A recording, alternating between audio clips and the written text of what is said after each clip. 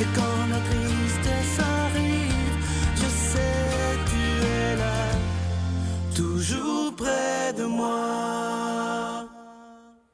Bonjour, Sœur Angèle. Bonjour, Sylvain. Comment allez-vous? Maï, plus mieux que ça. Ça Plus mieux que ça. Plus mieux que ça. Ça veut dire beaucoup, ça. Ben oui, je dis toujours ça va très bien, mais là, oui. ça va mieux. Bon, c'est bien. Bonjour, bienvenue à votre émission La Victoire d'amour. J'espère que vous allez bien aujourd'hui. Oui. Aujourd'hui, on a le privilège de rencontrer quelqu'un, il est tout jeune, 32 ans. C'est sûr que vous le connaissez parce que son livre est best-seller depuis plus de 4 à 5 mois. Il s'agit de Jérémy Demé qui a fait ce livre magnifique qui s'intitule La Liste. Et on va parler avec lui, évidemment. À tantôt, Sœur Angèle. À tout à l'heure. Amusez-vous. Bonjour, Jérémy. Bonjour, Sylvain. Merci d'être là. Avec plaisir, merci de me recevoir.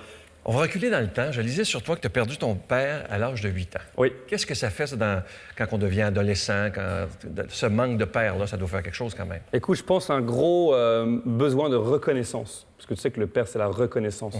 Tu auras beau devenir qui tu veux dans la vie, gagner des millions de dollars ou avoir des millions de fans, il n'y a rien de plus fort, je crois, qu'un père qui te dit « je suis fier de toi, mon fils » ou « je suis fier de toi, ma fille ». Il n'y a rien de plus fort que ça. Je pense que les gens qui ont manqué ça dans leur vie le recherchent dans le regard des gens toute leur vie, tant qu'ils n'ont pas comblé ce manque-là. Fait que ça a pris un gros manque de reconnaissance de ma part que je travaille constamment depuis qu'il est mort. Et tu étais capable de le combler comment, ce manque de reconnaissance? Je pense qu'il y a plusieurs choses, mais j'ai fait beaucoup d'hypnose, beaucoup d'hypnothérapie. Je lis beaucoup de livres, je médite, je me regarde beaucoup, je m'introspecte beaucoup. Fait que c'est plein de petits outils qui me permettent, au fur et à mesure, de grandir et de devenir une meilleure personne. Mais qu'est-ce qui fait qu'à 32 ans, c'est quand même assez jeune... 33 aujourd'hui. 33, bon, que tu cherches tellement, c'est quand même assez rare, là. Souvent, à cet âge-là, on fait notre vie sans vraiment chercher. Mais d'où ça vient, cette quête-là? En fait, j'ai fait une dépression en 2009. Et donc, rien n'allait. Je me levais le matin, puis j'avais le goût de me recoucher. Et je me suis dit, j'ai deux choix. Soit je meurs, dans le sens de je prends des antidépresseurs, puis je rentre dans un cercle vicieux. Ouais. Soit je deviens une nouvelle personne. Et la vie a fait que j'ai travaillé pour devenir une nouvelle personne. Et ce qui fait que j'ai acquis beaucoup d'outils, beaucoup de choses. Et c'est devenu une passion. Le travail sur moi, la recherche d'outils, la recherche de mieux dans ma vie, constamment, est devenu vraiment une passion. Et comme ceux qui aiment, il y en a, c'est les timbres, d'autres, c'est les coquillages. Moi, c'est le travail personnel. C'est quelque chose qui me passionne. Parce que plus je le fais, et plus ma vie devient simple, Sylvain. Fait que c'est devenu, c'est ça, une deuxième nature. Et tu dis à un moment donné que la dépression, ça a été bénéfique pour toi. Oui. C'est rare qu'on dise ça quand même. Là. Oui. Qu'est-ce que ça a transformé dans ta vie? Mais tu sais, je crois qu'en général, les épreuves, les choses qui font mal sont là pour t'apprendre des choses. Les épreuves sont des guides. Et moi, la dépression a fait que justement, grâce à cette dépression-là, j'ai commencé à faire de l'hypnose. J'ai commencé à vouloir chercher des outils pour aller vers un meilleur. Sans dépression, j'aurais jamais fait ça. Sans mort de mon père, j'aurais sûrement jamais fait ça. Fait que je pense que les mauvaises choses apportent souvent des bonnes choses quand on les voit du bon œil. Ça dépend comment tu vois les choses. Mais je pense que n'importe quelle grosse affaire, n'importe quel traumatisme, quelle peur, quelle honte peut t'amener et te transcender pour t'amener à quelque chose de beaucoup plus beau et beaucoup plus grand. Fait que la dépression m'a amené à travailler sur moi. Et à un moment donné, après la dépression, tu t'es mis à la méditation. Entre autres. Entre autres. Comment ça se vit, la méditation, pour toi? Parce que tu dis que tu peux le faire en marchant, tu peux le faire même en ce moment-là. Tu sais, souvent, que tu parles de méditation, puis les gens voient ça un peu... ils pensent à Bouddha, ils pensent à des choses un petit peu... parce qu'ils ne connaissent pas vraiment ça, mais la méditation, c'est simple, c'est être présent à ce que tu fais. Tu sais, on vit tellement dans un monde de beaucoup d'informations, puis il y a des publicités partout, puis on est constamment... Il n'y a pas de silence. Il n'y a pas de silence. Fait que je pense que la méditation, c'est juste être à ce que tu fais, tout simplement. Il y a rien de... C'est la seule définition, c'est être à ce que tu fais, être présent à ce que tu fais. Donc si tu jardines et que tu es présent vraiment à ce que tu fais, sans penser à autre chose, sans parler avec d'autres gens, si vraiment tu es présent à ça, tu médites. Si tu marches et que tu es vraiment présent à le fait que tu marches, tu médites. Ouais. La méditation la plus courante, c'est être assis sur un siège puis penser à ta respiration. Groundé, là. Groundé. Mais je dirais, tu peux méditer dans n'importe quelle position, finalement, du moment que tu fais ce que tu fais. Et c'est pas évident de faire ce que tu fais. Sans penser à autre chose, sans penser à la question d'après, sans penser à... Tu vois, c'est quelque chose de... Fait que c'est un travail constant que je travaille tous les jours. Et à un moment donné, je lisais qu'après ta dépression, tu t'es mis à prier ton père. Oui. Pourquoi? Parce que je ne savais pas à quoi me raccrocher. J'ai commencé à faire une dépression, puis je n'avais jamais vraiment travaillé là-dessus, sur le fait que mon père est mort quand j'étais jeune. Fait que j'avais cette douleur inexprimée en moi depuis 20 ans. Et tu sais, quand tu es malheureux, en tout cas moi, étant malheureux, j'ai voulu me raccrocher à quelque chose. Et la seule chose qui m'est venue, c'est mon père, d'appeler de l'aide à mon père, sans savoir est-ce qu'il est là, est-ce qu'il n'est pas là, mais je voulais croire qu'il était là. Ouais. Fait que je me suis remis à aller à l'église, et je me suis dit, les églises, c'est toujours un lieu, que tu aimes, que tu sois croyant ou pas, c'est un lieu calme, un lieu paisible, un lieu où tu peux justement être en silence. Et ça, j'aime ça, les églises, pour ça. Ouais. Fait que je me suis mis à aller à l'église tout seul, je sais pas, lundi matin, et à rester en silence pendant 1 heure, et à parler à mon père. Et ça m'a fait énormément de bien. Fait que voilà, j'encourage les gens à... Je dis pas à trouver des moyens. Le silence, c'est ça. Le silence. Le silence, c'est ça qui est le plus Parce que important. beaucoup de réponses sont dans le silence, je pense. Oui, tout à fait. Et à un moment donné, j'ai beaucoup aimé dans ton livre, à un moment donné, tu parles de l'importance de s'aimer soi-même. Oui. Et ça, c'est un problème dans la société. La majorité des gens ne s'aiment pas. Ça, c'est un gros... Je pense que c'est le défi le plus grand Ouais. que chaque être humain a. Parce qu'on parle beaucoup de ça, s'aimer, mais c'est quelque chose d'énorme, s'aimer. S'aimer, c'est arriver à se respecter, c'est arriver à s'écouter, c'est arriver à... Et ça, c'est quelque chose... Comment tu y es arrivé, toi? Tu y es arrivé? Est-ce que j'y arrive? Est-ce que j'y arrive tout le temps? Non, parce que des fois, mais je veux dire, être tout le temps propre, c'est un travail vraiment constant. Tu sais, je veux dire, c'est jamais se faire de mal, c'est jamais... Et tu me dis, c'est quoi se faire du mal? Mettons un jour, tu bois, mettons que tu te saoules. Quelque part, tu te fais un peu du mal. Ah ben oui, c'est vrai. C'est partie de la vie, la fête. Fait que s'aimer, c'est un processus complètement constant. C'est vraiment trouver des valeurs qui sont proches de toi puis les respecter. C'est éventuellement prendre soin de ton corps. Ouais, ouais, ouais. Faire du sport, faire des étirements, faire du yoga. Fait que c'est plein de choses autant extérieures qu'intérieures. Donc c'est un travail, je pense, qui est constant et qui est énorme.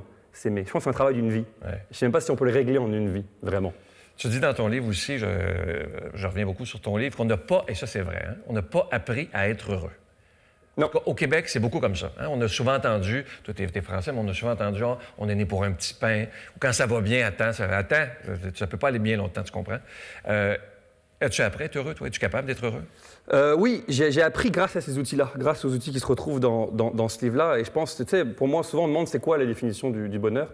Et moi, la mienne, je pense, c'est être bien avec moi. C'est arriver à être bien avec moi. Et comment être bien avec moi? C'est en travaillant autant sur mon esprit que sur mon corps, que sur mon côté spirituel, que sur mes relations, que sur mes valeurs. Fait que c'est vraiment un travail constant de tous les jours. C'est vraiment d'aller profondément en moi pour enlever toutes ces blessures, toutes ces hontes, tous ces malheurs que j'ai pu vivre dans ma vie, pour me nettoyer. Je pense que c'est ça, le bonheur. C'est vivre bien avec soi, vivre en paix avec soi. Puis ça, c'est quelque chose que je pense qui est extrêmement difficile à faire, tant que tu n'as pas travaillé sur toi, puis que tu n'as pas...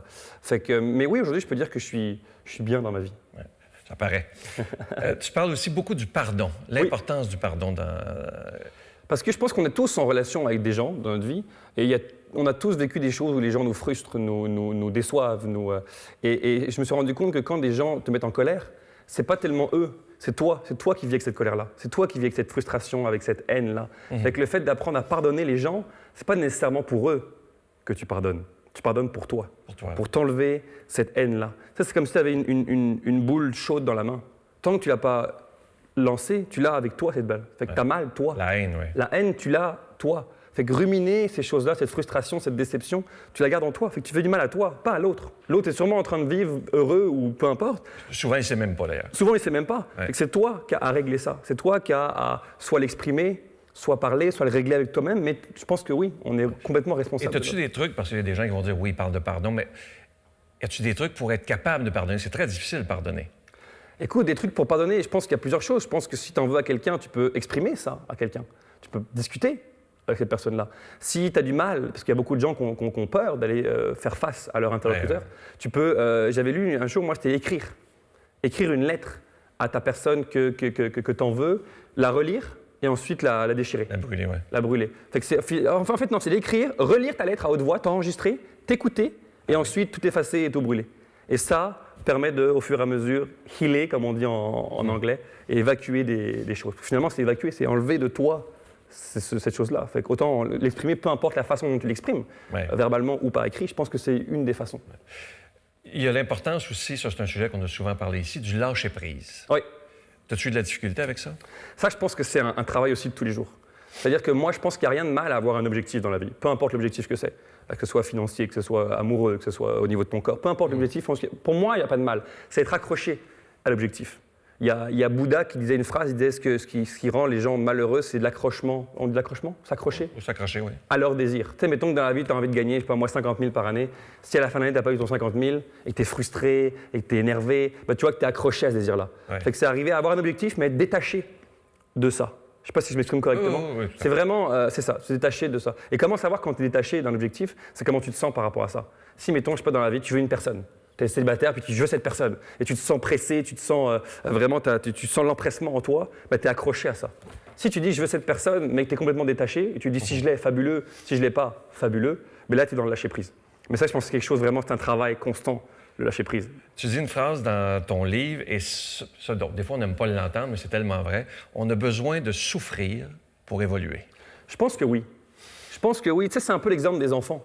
Si un enfant ne se brûle pas, il ne saura jamais que tu ne peux pas mettre ton doigt là. Je pense que se faire mal apprend. Tu sais, comme la mort de mon père, comme ma dépression. Je pense qu'il y a des belles choses à retenir des épreuves. Je pense que les épreuves sont des tremplins pour quelque chose de plus grand. Je pense que la plupart des gens qui ont eu une vie extraordinaire, heureuse, ont moins appris que les gens qui ont souffert. Ça reste une opinion. Hein. Mais je pense que oui, l'épreuve est indispensable pour grandir. Je veux parler d'un sujet avec toi avant qu'on se quitte. Tu es humoriste. Je lisais que tu n'oseras jamais rire de quelqu'un sur scène pour te remonter, là, comme certains humoristes le font, malheureusement.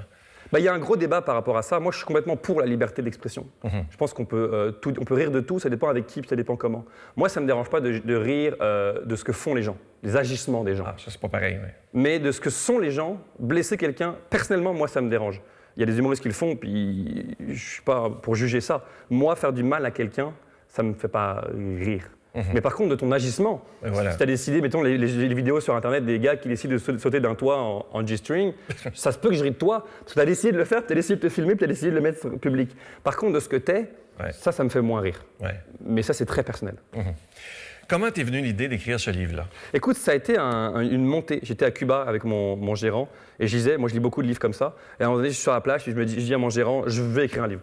Je veux transmettre mes outils. Moi, j'ai réussi à accéder à une vie meilleure dans la vie grâce à ces outils-là, entre autres. Et je me dis, si j'ai réussi, n'importe qui est capable de y arriver. Je pense que n'importe qui a envie d'améliorer sa vie peut au moins trouver au moins un outil là-dedans. Et puis, tu sais, j'ai reçu des milliers et des milliers de messages pour ce livre-là, comme quoi j'ai aidé... Magnifique, d'ailleurs. Je te remercie beaucoup, Sylvain. J'ai aidé beaucoup de gens, je pense. Et c'est ça. Donc, c'est un partage d'outils que je veux faire avec les gens. Et puis, je suis vraiment privilégié de l'inspiration que j'ai eue pour ce livre-là. Et je vois que ça aide beaucoup, beaucoup de gens. Je suis absolument fasciné par le nombre de livres qui se vendent de ce livre-là. Oui, qui est toujours dans les premiers en vente. Qui est toujours dans les premiers. C'est très rare. Et je suis absolument privilégié. Puis ça montre que ça répond à un besoin. Les gens veulent accéder à un meilleur. Il n'y a personne qui se lève le matin, et excuse-moi l'expression, Sylvain, qui se dit « j'aimerais ça avoir une vie de marde ». Excuse-moi l'expression, mais il n'y a personne qui dit ça dans la vie. Tout le monde veut accéder à une vie meilleure, et je pense que c'est en se regardant. Tu sais, je crois que c'est Walter Anderson qui a dit ta vie s'améliore, tu prends des risques. Et le plus grand des risques, c'est se regarder. Le plus grand des risques, c'est être honnête avec toi. Fait que ce livre-là, c'est ça. C'est un peu tous les outils qui m'ont permis d'être honnête avec moi, puis d'évoluer vers une meilleure vie. Et ça répond vraiment à un besoin des gens, parce qu'il se vend vraiment bien. T'aurais-tu pu t'imaginer, il y a 6 ans, avant que tu écrives ce livre-là, la vie que tu aurais aujourd'hui? Non. Parce que tu étais malheureux, tu étais en dépression. J'étais en dépression, j'étais malheureux. J'avais vraiment pas ce bonheur, ni intérieur, ni extérieur là. Tu n'avais pas le succès que tu as maintenant, là. J'avais pas le succès. Et puis tu sais, souvent on parle du succès, on parle d'argent, on parle de célébrité, mais c'est pas ça le succès.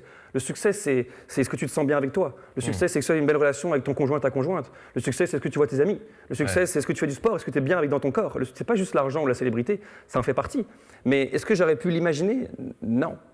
J'ai commencé à l'imaginer au fur et à mesure en travaillant sur moi. C'est plein d'espérance pour les gens pour qui ça ne va pas présentement, là. Écoute, oui, si j'ai réussi, c'est ça que je dis ça. Je ne suis pas meilleur que personne. Tu sais, souvent on parle de vedettes, puis comme quoi les vedettes c'est pas vrai que les vedettes ont une meilleure vie, puis qu'ils sont meilleurs que les autres. Je ne suis pas meilleur que personne qui m'écoute en ce moment à la télé. Je ne suis pas meilleur. Juste que j'ai eu de la volonté et de la détermination. Tu as pris une décision. J'ai pris une décision. Voilà. Qui sont les ingrédients, Sylvain, essentiels à n'importe quelle réussite. C'est la volonté, l'envie de faire, l'envie de y arriver, l'envie profonde. J'avais une envie profonde de devenir un être heureux, et c'est ça. Et aujourd'hui, je veux transmettre ça aux gens. Parce que comme je dis, et je le répète, si j'ai réussi, n'importe qui est capable, avec de la volonté. Et en terminant, il y a une chose que tu insistes beaucoup dans le livre, c'est la gratitude. La gratitude. Des merci. Tu en parles beaucoup de ça. Je suis extrêmement reconnaissant des choses que j'ai. Tu sais, souvent, on veut toujours plus. L'ego dit « je veux plus d'argent, plus de célébrité, plus d'amis Facebook ». Et je me suis rendu compte, j'ai lu une phrase magnifique qui disait si tu n'es pas content de ce que tu as, comment tu vas être plus content une fois que tu auras plus? Si tu n'es pas heureux d'avoir 1000 piastres, pourquoi tu serais plus heureux d'avoir 10 000? Ça ne marche pas. Fait être heureux de ce que tu as, être reconnaissant, dire merci pour ce que tu as, amène plus de ces choses-là. De ce que tu es aussi. De ce que tu es aussi, exactement, tu as raison Sylvain. Fait que dire merci pour ta santé, parce qu'on a tous des choses pour lesquelles on peut être reconnaissant. On n'a pas tous des millions de dollars. Par contre, j'espère qu'on a tous la santé, des amis, un animal de compagnie. La vie. La vie. Juste la vie. La vie, juste la vie. Juste se lever le matin et dire il me reste un jour en plus, Sylvain, c'est extraordinaire. Et dire merci pour les choses que tu as. Je connais pas ce pouvoir-là, mais je sais pas comment il marche, mais je sais qu'il marche, ça amène plus de choses. Saint Paul en parle. Plus tu remercies Dieu, plus tu recevras. Bon, tu vois? Voilà. Fait que ce principe-là est universel. Merci d'être ce que tu es. Je te souhaite beaucoup de succès, beaucoup de bonheur. Merci beaucoup. Et je t'offre une belle chanson interprétée par Miguel. On écrit sur les murs.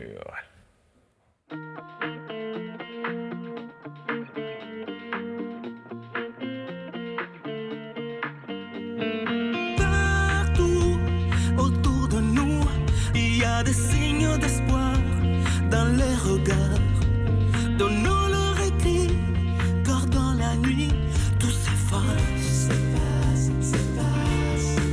Même leurs traces.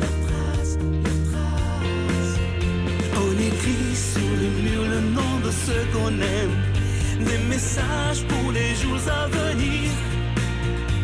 On écrit sur les murs à l'encre de nos veines, on dessine tout ce que l'on voudrait dire.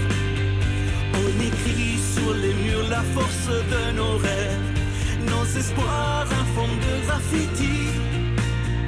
On écrit sur les murs pour que l'amour se lève un beau jour sur le monde endormi. Des mots seulement gravés pour ne pas oublier, pour tout changer. Mélange de mains dans un refrain, nos visages. Métissage. On écrit sur le mur le nom de ceux qu'on aime, des messages pour les jours à venir. On écrit sur les murs à l'encre de nos veines, on dessine tout ce que l'on voudrait dire. On écrit sur les murs la force de nos rêves, nos espoirs en forme de graffiti. On écrit sur les murs pour que l'amour se lève un beau jour sur le monde endormi. On écrit sur les murs pour que l'amour se lève. L'amour se lève. On écrit sur les murs pour que l'amour se lève. L'amour se lève.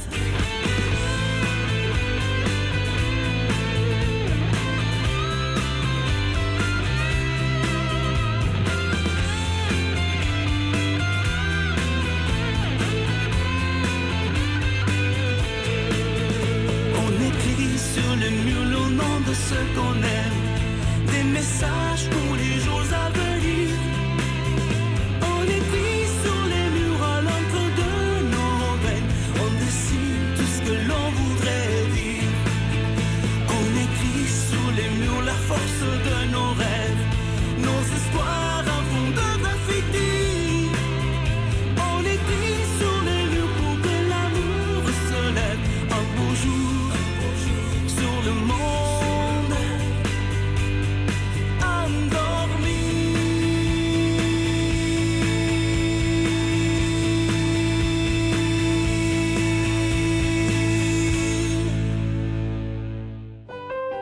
Notre Père qui es aux cieux, que ton nom soit sanctifié, que ton règne vienne, que ta volonté soit faite sur la terre comme au ciel. Donne-nous aujourd'hui notre pain de ce jour. Pardonne-nous nos offenses, comme nous pardonnons à ceux qui nous ont offensés. Ne nous laisse pas entrer en tentation, mais délivre-nous du mal, car c'est à toi qu'appartient le règne, la puissance et la gloire, pour les siècles des siècles. Amen. Je suis présentement en compagnie de notre amie Brigitte Bédard, mais avant de m'entretenir avec elle, je veux vous présenter ce beau cadeau du mois. C'est une demande que vous faites depuis longtemps. Il s'agit d'un nouveau CD, Neuvaine pour toi qui souffres. Et à la fin de ce CD-là, il y a aussi le chapelet médité des mystères lumineux. Et ça vient aussi avec un beau dizainier qui est argenté. Mais imaginez que c'est Brigitte et moi qui avons prié ensemble sur cette neuvaine-là. Oui, on a fait la neuvaine ensemble. Ouais, on a fait le chapelet ensemble. Les mystères lumineux. Oui, ensemble. Puis en recevant ce merveilleux dizainier, on s'est rendu compte qu'il y avait la médaille de Saint-Benoît. Et ça, je le savais pas. Je dois vous dire, quand on a commandé, et c'est Brigitte qui me dit, mais Sylvain, c'est Saint-Benoît qui est sur le dizainier. J'en revenais pas moi-même parce que c'est là que nos vies ont changé. Oui, tous les deux. Ouais, tous les tout à deux. fait. Alors, on a prié ensemble. On espère que vous allez prier avec nous, que vous allez aimer ça, vraiment prier avec nous comme nous, on a eu tellement de plaisir à prier ensemble. Et que vous allez nous donner des nouvelles parce que toi, une neuvaine, raconte rapidement, ça a changé la vie de ton couple, ça. Oui, certainement, parce que, bon, mon mari venait de perdre son emploi, puis bon, pour faire vivre 6 enfants, tu peux pas, tu sais, puis dans un domaine qui est l'animation pastorale, c'est pas évident. On a commencé la neuvaine, au lieu de paniquer, on a fait une neuvaine à Saint-Joseph. On a prié Saint-Joseph. Bien, avant même que le 9e jour finisse, il y avait cet emploi Dieu s'était manifesté. Voilà, Ben, c'est c'est ça. beau, hein? Il était encore mieux qu'avant. Oui, tu vois. Je pense que j'ai quelques secondes pour vous donner quelques titres qui sont sur le CD. Alors, le jour 1, c'est les troubles obsessionnels. Le jour 2, c'est l'exclusion, le rejet, l'intimidation. Le jour 3, ceux qui vivent la dépression. Le jour 4, ceux qui vivent des maladies physique. Ensuite, le jour 5, tous ceux qui vivent des peurs, des angoisses et de l'anxiété. Et ça s'en va comme ça jusqu'à la fin du CD. Et ensuite, c'est la méditation du chapelet avec les mystères lumineux. Je vous rappelle que c'est avec un don de 25 $, Et si vous en voulez deux, avec un don de 40 $, je vous donne l'adresse. La Victoire de l'amour, casier postal 120, succursale Boucherville à Boucherville. Le J4B 5E6, je vous la redonne. La Victoire de l'amour, casier postal 120, succursale Boucherville à Boucherville. Le J4B 5E6. Également par téléphone, par carte de crédit du lundi au vendredi de 8h30 à 16h30 dans le 514-523-4433, 523-4433 ou sans frais le 1-888-811-9291, 1-888-811-9291 et sur notre site Internet, le www.lavictoiredelamour.org. Merci de votre générosité.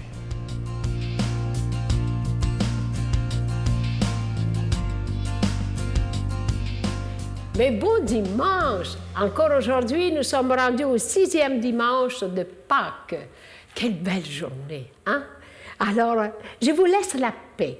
Je vous donne ma paix. Et moi, je ne vous la donne pas comme la donne le monde. Par ces paroles, Jésus nous signifie qu'il désire pour nous un cœur serein, calme et confiant, afin que nous puissions poursuivre la route qu'il nous a tracée et que notre vie soit inspirée et guidée par l'Esprit. Gardons notre cœur et notre esprit ouverts et accueillons la paix au quotidien. La paix. Moi, je pense qu'aujourd'hui, on doit vraiment mettre l'énergie sur la paix dans le monde. Alors, je vous dis, vive la paix, vive l'amour et vive nous. Mon Dieu, donnez-moi la sérénité d'accepter les choses que je ne peux changer, le courage de changer les choses que je peux et la sagesse d'en connaître la différence. Amen.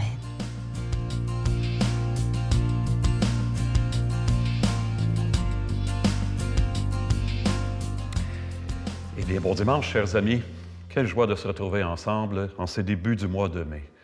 Les temps changent. Quand on arrive au mois de mai, on sent que la vie va faire son chemin.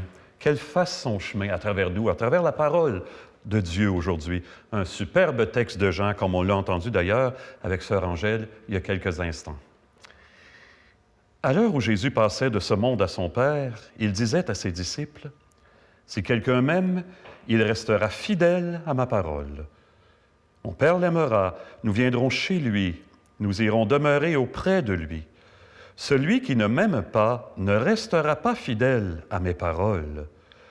Or, la parole que vous entendez n'est pas de moi, elle est du Père qui m'a envoyé.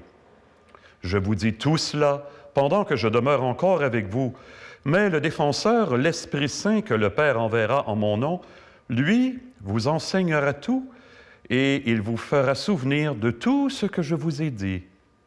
C'est la paix que je vous laisse. C'est ma paix que je vous donne. Ce n'est pas à la manière du monde que je vous la donne. Ne soyez donc pas bouleversés et effrayés. Vous avez entendu ce que je vous ai dit. Je m'en vais et je reviens vers vous. Si vous m'aimiez, vous seriez dans la joie, puisque je pars vers le Père, car le Père est plus grand que moi. Je vous ai dit toutes ces choses maintenant, avant qu'elles n'arrivent. Ainsi, lorsqu'elles arriveront, vous croirez. »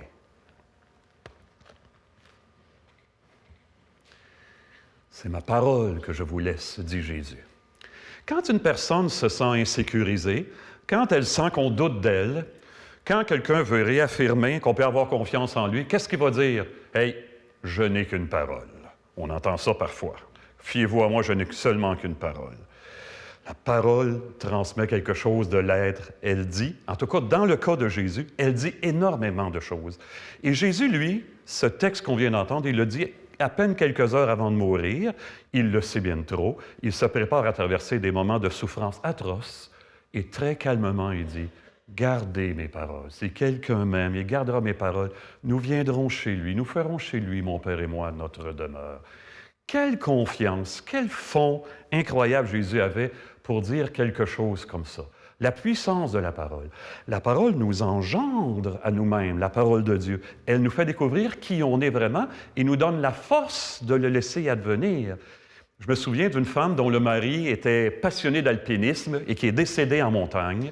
Il est tombé et cette femme a écrit un livre fort intéressant après que j'ai eu l'occasion de lire et elle dit tout à coup, « Par ta mort, j'ai accouché de moi. » Il y a quelque chose dans ta parole qui m'a parlé, dans ta mort, pardon, qui est comme une parole muette, mais qui m'a parlé si fort.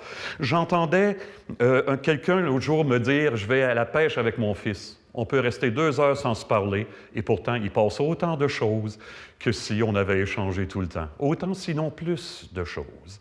J'ai une question à vous poser, toute simple, que vous vous êtes fait peut-être déjà demander une fois ou l'autre. Seriez-vous capable de nommer 2 ou 3 paroles de la Bible qui vous font vivre, qui font que le meilleur de vous devient plus fort que vous? Seriez-vous capable de nommer des paroles qui sont réellement constructives, qui font une différence dans votre vie, dont vous sentez que vous n'aurez jamais fini de les creuser? Des paroles évidemment autres que « aimez-vous les uns les autres », paroles dont, évidemment, on oublie la plupart du temps de dire la suite, « comme je vous ai aimé ». Je vous en nomme une couple pour moi. Une parole de Jésus que j'aime beaucoup, c'est « demeurer dans mon amour ». Au moment de mourir, là, Jésus affirme que la paix profonde, comme Sœur Angèle, c'est peut-être Sainte Angèle aussi, hein? Comme Sœur Angèle le dit, c'est « demeurer dans mon amour, c'est la paix que je vous donne ». Une deuxième, c'est de Jérémie. J'aime beaucoup le prophète Jérémie. Il y avait des tripes, cet homme-là. Eh bien, Jérémie, il dit à un moment donné, « Tu m'as séduit, Seigneur. Tu l'as emporté, tu as été le plus fort. Mais à chaque fois que je dois parler de toi, maintenant, je dois parler de haine, de souffrance, de violence, de dévastation. Je ne veux plus rien savoir, j'en ai assez. » Mais Jérémie ajoute tout de suite, « C'était au fond de moi comme un feu dévorant. Je m'épuisais à le maîtriser, je ne le pouvais pas. » Wow! Parole d'homme. Vous sentez comment ça me parle, comment cette parole-là veut faire son chemin en moi, comment est-ce qu'elle me révèle à moi-même. L'autre jour, je jasais avec des paroissiens dans le cadre d'une homélie, on échangeait, et puis je disais aux gens, j'aimerais tellement que telle fille que je connais, s'ouvre au Seigneur. Puis ça ne marche pas. Il y a une paroissienne qui me dit, Jésus fait ta demeure en toi, va prier avec lui dans son cœur à elle. Va prier avec Jésus dans son cœur. Ça m'a fait sourire intérieurement. Hey, c'est vrai ça.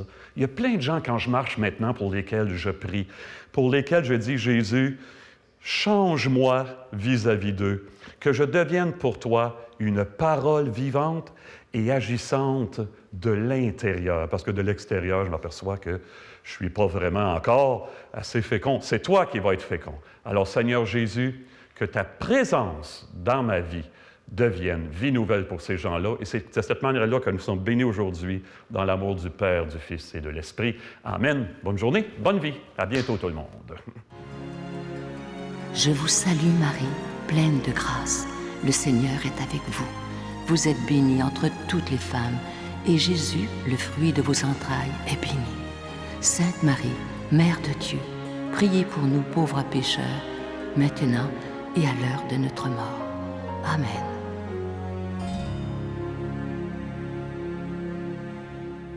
Sœur Angèle, c'est vous qui nous aviez proposé d'inviter Jérémie. C'était une très bonne idée. Ben écoute, quand j'ai passé 2 jours au Salon du Livre avec lui, j'ai jamais autant ri. Oui, Puis il mettait la joie partout. Mais comme il est grand, il dépassait. Il est puis... grand, pas à peu près. Mais c'est bien, il a mangé ses croûtes. Avant de se quitter, je vais inviter les gens à lire son livre. Je vais vous le redonner. C'est aux éditions Un monde différent, La liste. Ça se lit facilement. C'est un beau cadeau à se faire. Je vous souhaite une belle journée et on se voit demain matin, 5h15. Bye, Sœur Angèle. Bye. Bye, Yannick.